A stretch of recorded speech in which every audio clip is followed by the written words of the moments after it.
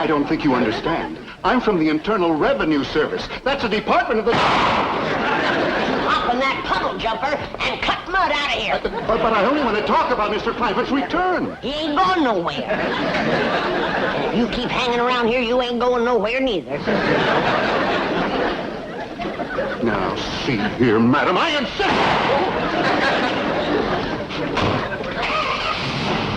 I'll be back! I'll be waiting!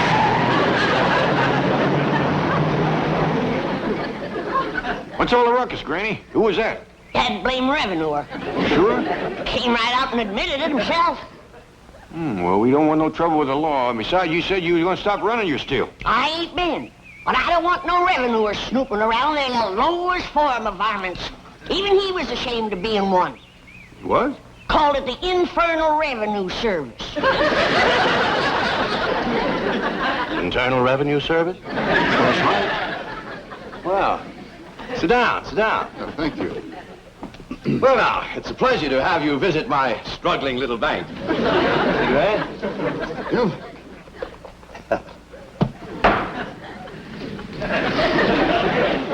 There we are. Yes, it's always a pleasure to see you splendid chaps from the Internal Revenue Service. You know, I was just talking to my tax man yesterday. Aspen? No. Mr. Drysdale, I'm not here to talk about your income tax return. You're not? No. But your tax man did handle the return for Mr. J.D. Clampett, right? Oh, yes, Mr. Clampett is my largest depositor. Wonderful man, salt of the earth, honest as a day is long. Lovely family. Mr. Drysdale, I was just fired on by a member of that lovely family. Fired on, you mean shot at? With a double-barrel 12-gauge shotgun. Wielded expertly by a little old lady no bigger than this. Granny. Oh, Mr. Landman, you have to understand these people. Oh, I understood her fine. What I don't understand is this. How can a man show an income of millions for last year and not one red penny for all the years previous? Oh, well, I can explain that. Well, the Treasury Department will appreciate it. Now, this is the beautiful mansion you just visited, right? Well, I would hardly call it a visit. Skirmish might be a better word. This is the house, yes. And Mr. Landman, would you believe that 8 months ago they lived here? No, frankly, I wouldn't. I give you my word. The poorest, most uninformed people imaginable. Like when an oil company tried to explore their swamp, old Jed's daughter hit him with a rock. Thought he was a revenuer.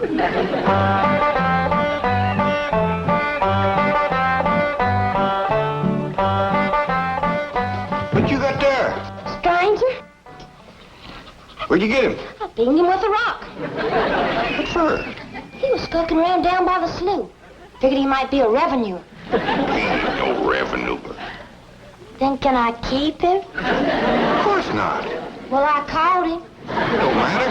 Well, he won't be no trouble. I could keep him out in the smokehouse. Elly Mae, you can't keep people like they were dogs and cats. Who's that? Some feller Elly found nosing around. Beamed him with the rock so it'd be easier to tote. That there fella's from the petroleum company. What's a petroleum? I don't know. He asked me if he could do some wildcatting down by the slough. I said, help yourself. We're glad to get rid of the critters. What'd he say? Just kind of laughed. The laugh's on him. There ain't no wildcats down there at that slough. Heck no. It's too full of oil. Are you trying to tell me they didn't know oil was valuable? Even when the oil company geologists told them, they didn't understand. Mr. Clampett, that swamp of yours is full of oil. I could have told you that.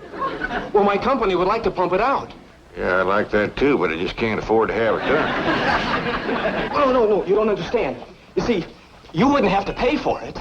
Oh, I don't take favors from strangers. No, Mr. Clampett, you see, you're a very rich man.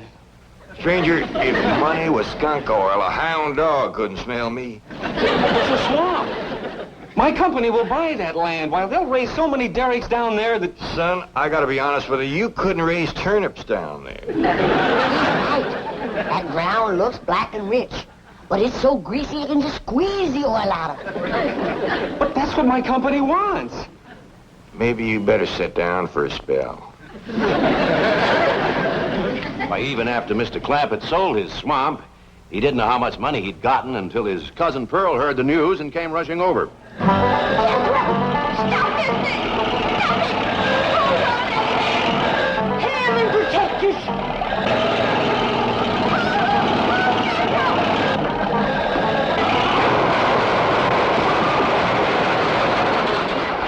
Did they hit us, kid?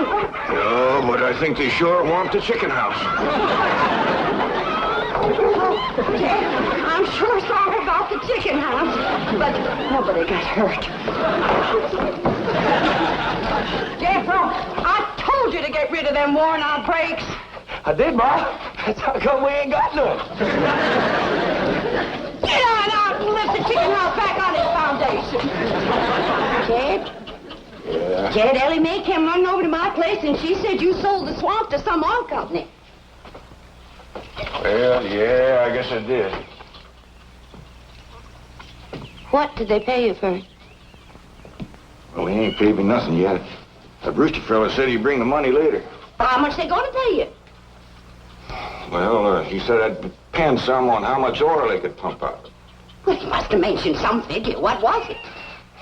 Well, now, Pearl, you know that old swamp one. Well, shucks. Jed Clampett, you got slickered and you're ashamed to admit it. That's just what I told you. Granny, how much they gonna pay him? All right, I'll tell you. He said it runs somewhere between 25 and 100. 25 and 100? I know it don't sound like much, but Mr. Brewster seemed to set great store by the fact he's going to pay me in some new kind of dollars. There ain't no new kind of dollars. Well, it's new to me. I've heard of gold dollars, silver dollars, paper dollars, but he says he's going to pay me in, what do you call them, Granny? $1 million. Yeah, that's it. $1 million? Well, he wrote the whole thing out on this piece of paper. Here, you can see for yourself. I don't know nothing about that kind of stuff. Let's see here. Thanks in heaven. Granny, give me the jug. It's empty, but I'll fetch some. I'll go, Granny.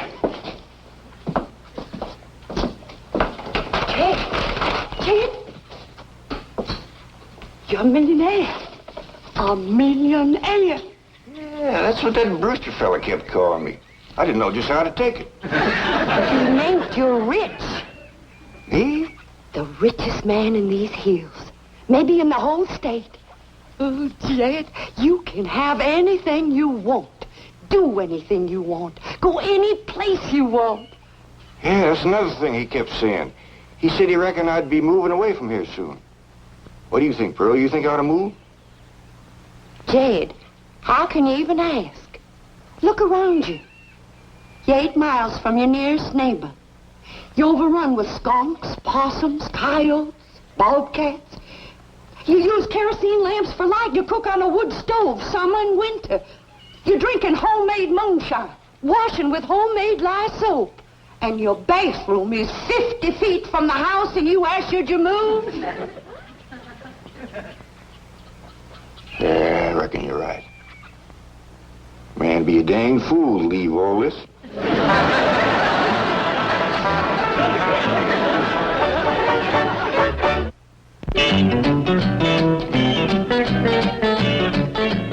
You know, Mr. Drysdale, in the Internal Revenue Service, we hear some pretty wild stories.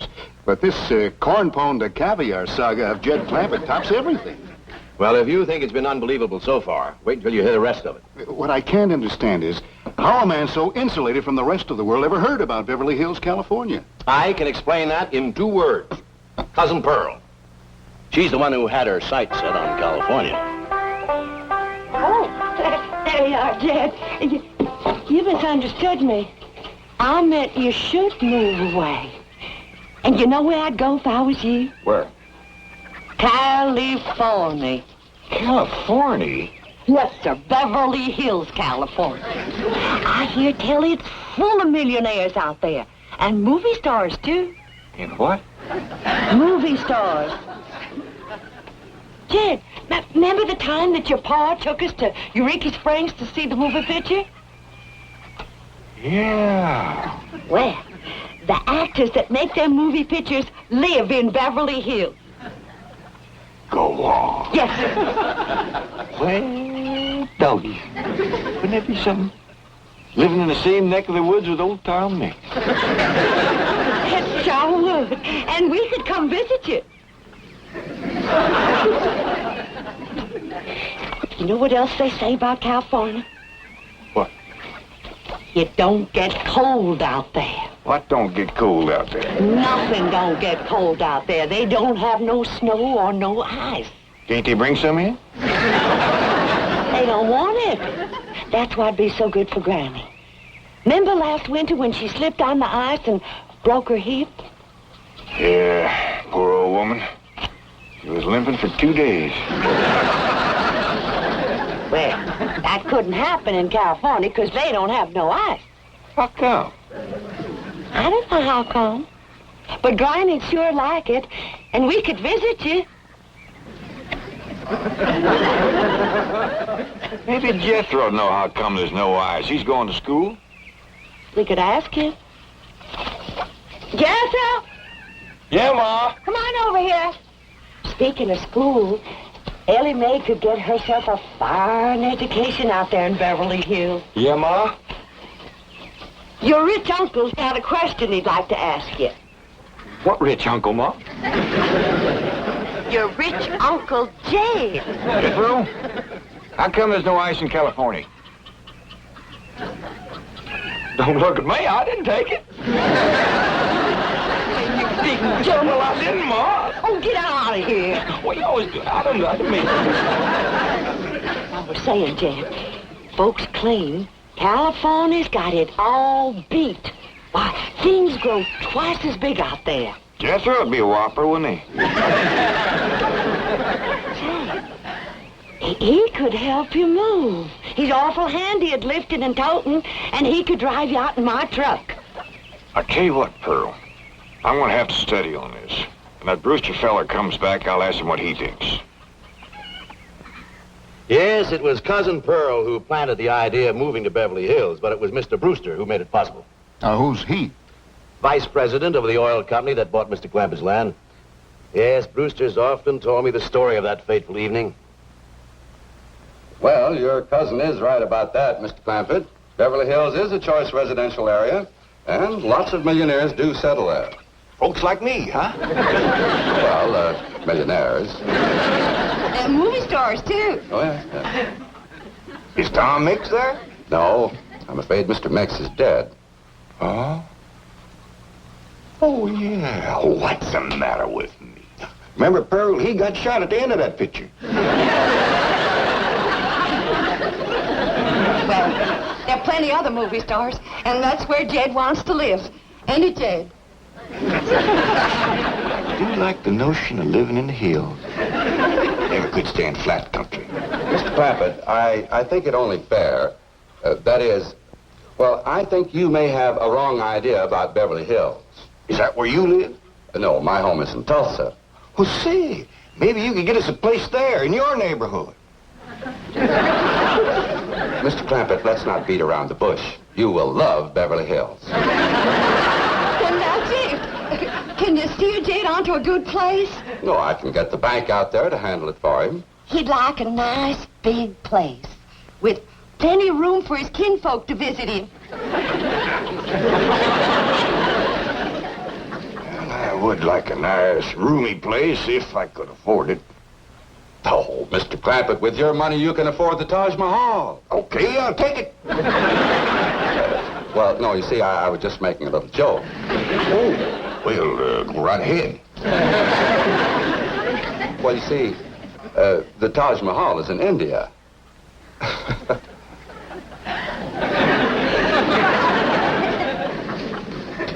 Mr. Brewster, you're a nice fella, but I've heard better jokes.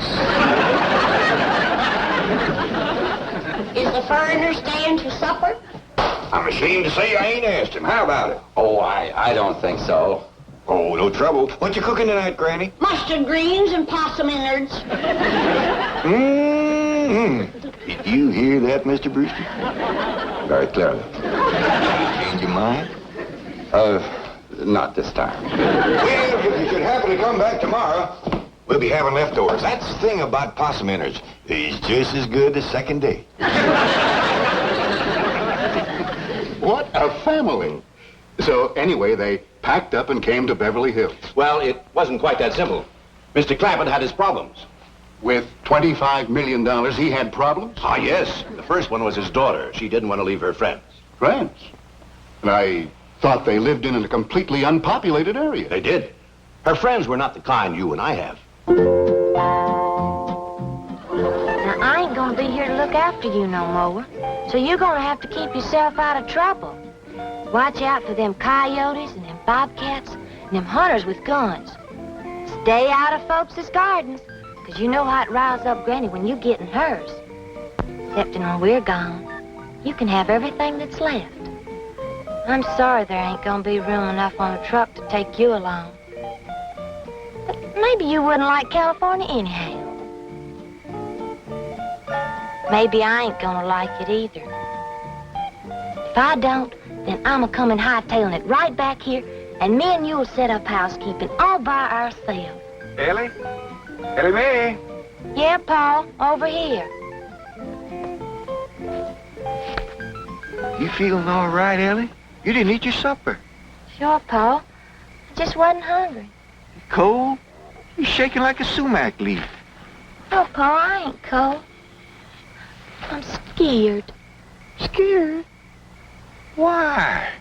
There ain't nothing in this woods can hurt you, even in the dark. It ain't the woods or the dark. It's going so far away. I don't know what it's gonna be like out there in Beverly Hills. Why, it's gonna be just like here. Except we'll have things a lot nicer. Will I go to school and wear fancy dresses like city girls and put powder on my face and get my hair all fixed up in one of them there beauty parlors? Why, sure you will. Well, then I ain't going.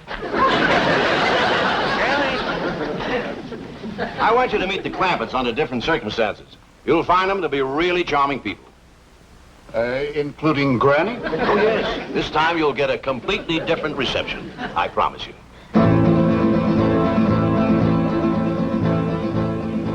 Elly Mae! You sound the alarm if you see that revenue man coming. I will, Granny. I'll blast him before he gets through that gate.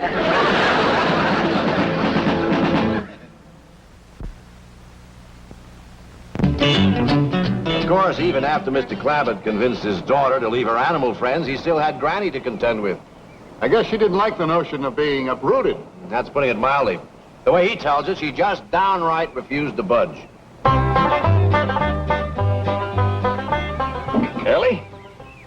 If old Duke sits there with you, there ain't gonna be room for Granny. Oh, that's all right, Paul. Granny ain't gone. Who says she ain't? She says she ain't. That's right, Uncle Jed. She's just sitting on the back porch in her rocker, and she says that's as close to California as you're gonna get her. We'll see about that. Dang if I ain't got me the muleyest women. First it's Elly, now it's Granny. We ain't never gonna get there. Now, what's all this nonsense about you ain't going to California? Ain't no nonsense to it. If the good Lord had wanted me in California, he'd have put me in California. Maybe he's just getting around to it. The book says he moves in mysterious ways.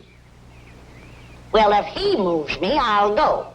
But you and Big Jethro ain't a budging me. Granny, this here Beverly Hills sounds like the kind of place you'd like. That preacher fella says they got smogs out there. What's a small? Well, me and Jethro figured out that's a small hog. And you heard what Pearl said. It ain't got no snow out there. You could run your still the year round. Runs the year round here. Yeah, but walking down through the snow to the still always makes you feel so miserable. I might feel miserable walking down, but the way I feels coming back makes up for it. Hey, friend. We've been planning and talking about this trip for days. You never said you wouldn't go. Never said I wouldn't either. But that preacher feller has bought us a house in them Beverly Hills. He sent our $25 million to the bank out there. Well, you just chase on out after it. I'm staying right here. And I ain't afeard neither. Granny, I ain't leaving you here alone. And I ain't a budging out of this rocker. Let her roll, Jethro.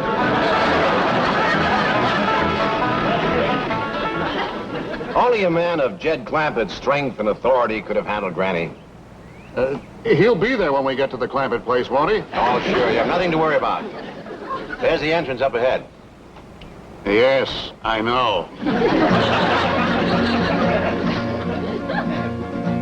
There's a car stopping at the gate, Granny. They closed the gate since I left. I'll get it. You know, this reminds me of an experience I had when the Clampetts first moved in. I was leaving and found the gates closed.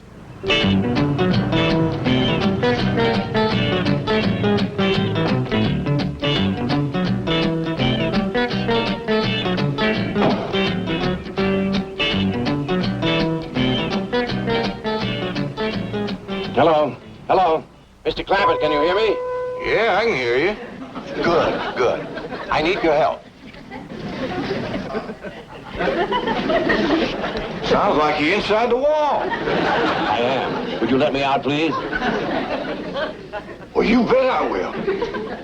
You stay right where you are. I'll get me an axe and have you out of there in no time.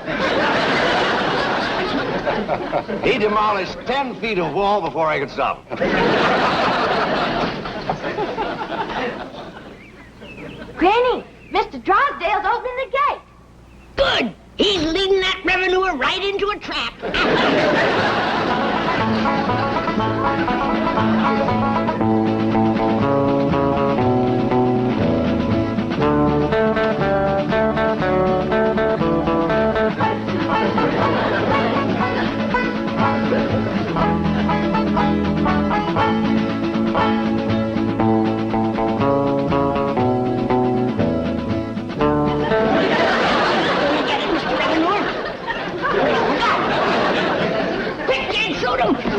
We ain't gonna shoot nobody.